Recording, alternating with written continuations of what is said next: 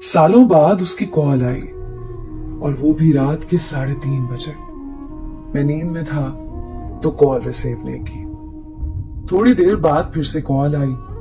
फिर मैंने मोबाइल उठाया कि शायद कोई जरूरी कॉल होगी और हेलो बोला। सामने से भी हेलो की आवाज आई। अचानक मैं बिस्तर से उठा क्योंकि आवाज कुछ जानी पहचानी थी। ये आवाज सुनते ही बहुत सी यादें ताजा हो गई, बहुत से जख्म ताजा हो गए और मैं बेचैन होकर फिर से हेलो बोला। हेलो, आगे आवाज आई। डिस्टर्ब तो नहीं किया? मुझे भी जवाब देते हुए घबराहट सी हो रही थी कि हाँ बोलूं या ना। कुछ समझ नहीं आ रहा था। मेरे दिल में सवालों का समंदर घूमने लगा कि आखिर क्यों इतने सालों बाद मेरी याद आ गई।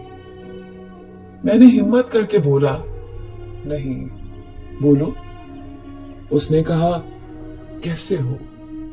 मैंने कहा, ठीक। और तुम? तो आगे से वो रोती हुई आवाज में बोलने लगी, ठीक नहीं हूं।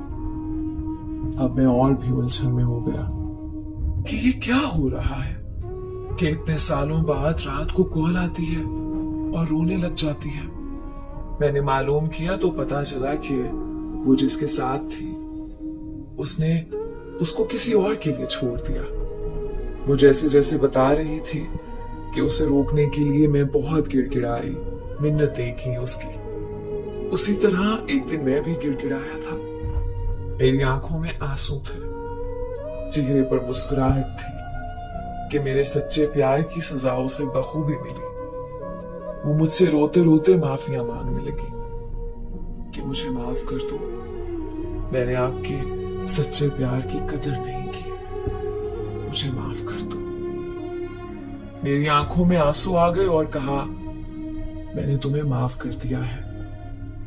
फिर उसने मुझसे पूछा, क्या तुम मुझे अपना पाओगे? ये सवाल सुनते ही मुझे वो रात याद आ गई जिस रात उसने मुझे ठुकराया था किसी और के लिए। और मैंने आंखों में आंसू लिए जवाब दिया, नहीं, कभी नहीं।